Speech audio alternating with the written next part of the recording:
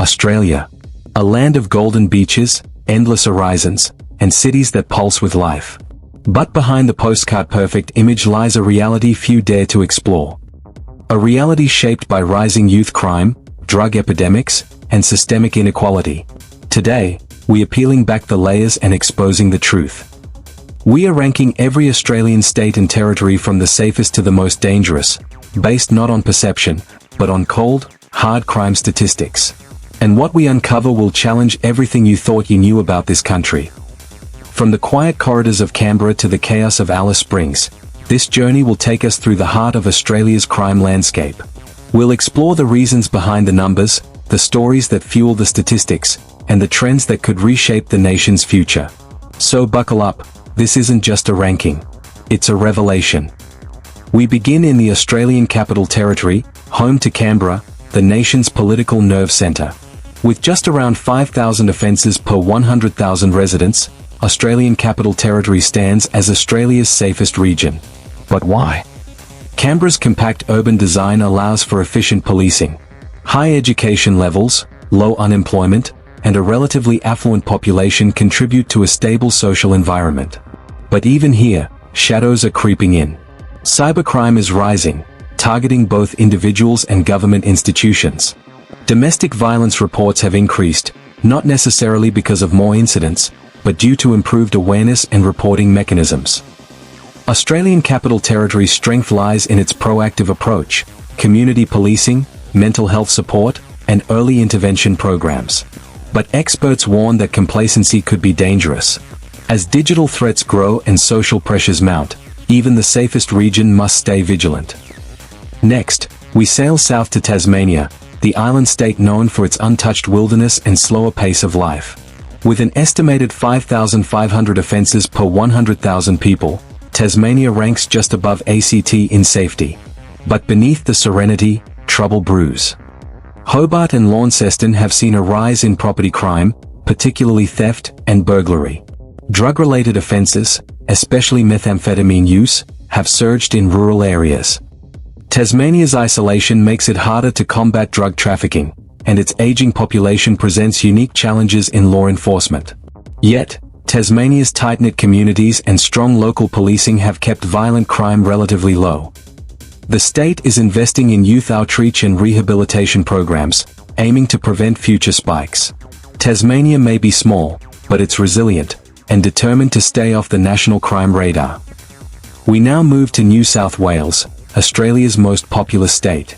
With around 8,000 offences per 100,000 residents, NSW presents a complex picture. Sydney, the glittering global city, is both a magnet for opportunity and a hotspot for crime. Theft, property damage, and domestic violence dominate the statistics. But here's the twist.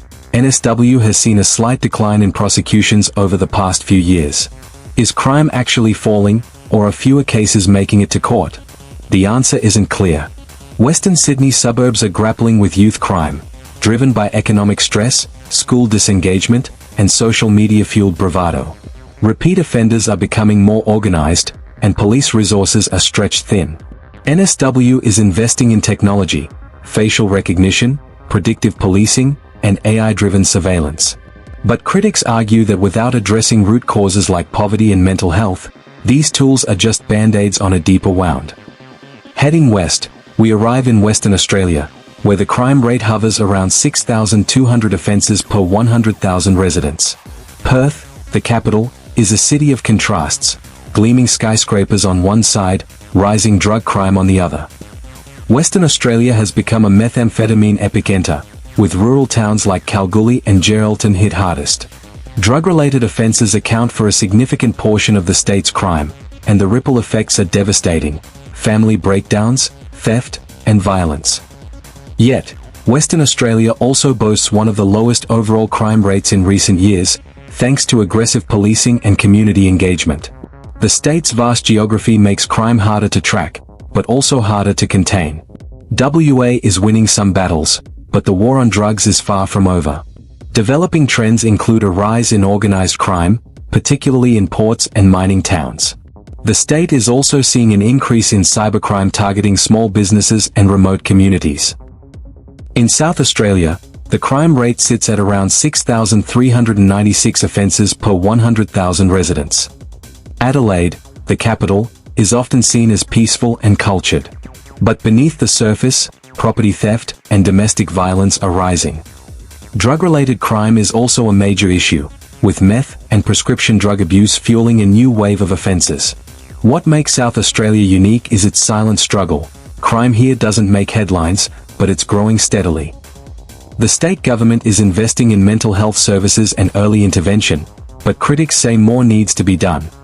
South Australia is at a crossroads. Will it slip further down the safety rankings, or rise with reform? Emerging concerns include elder abuse and financial scams targeting retirees. As the population ages, South Australia must adapt its crime prevention strategies to protect its most vulnerable citizens.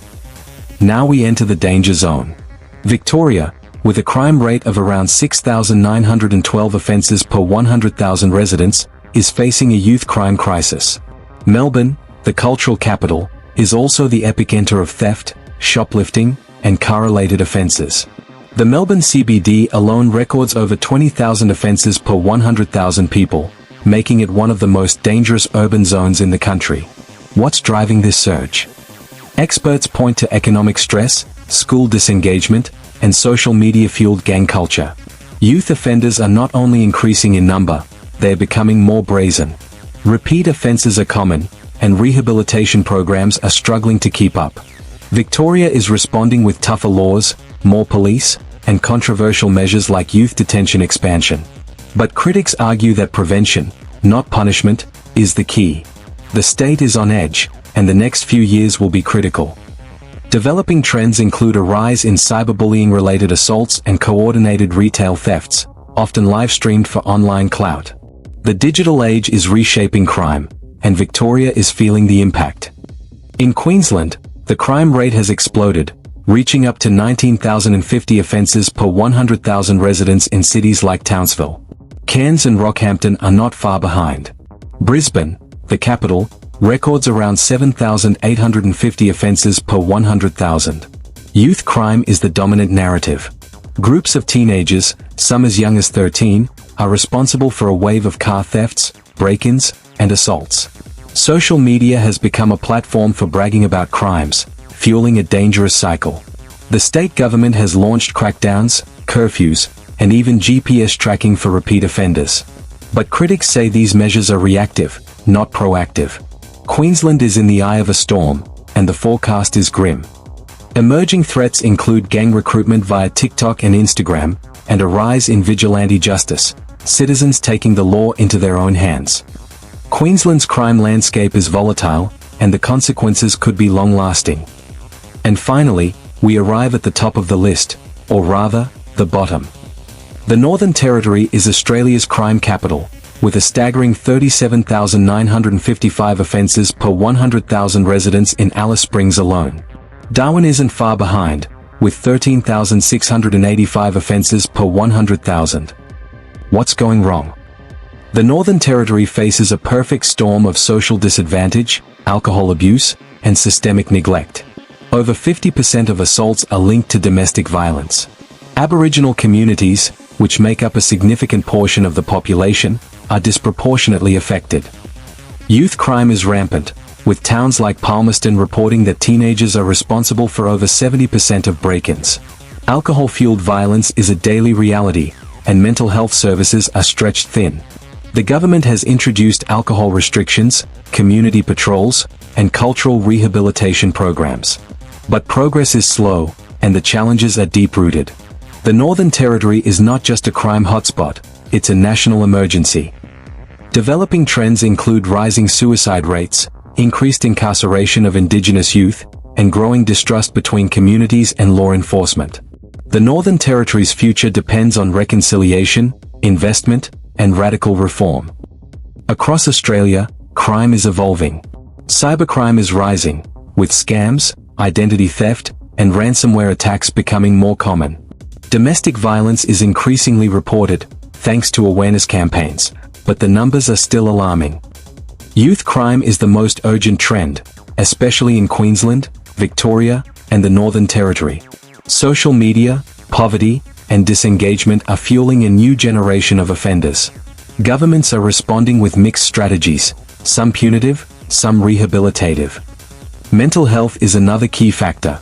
As cost of living pressures mount, stress and instability are driving more people into crisis, and sometimes, into crime.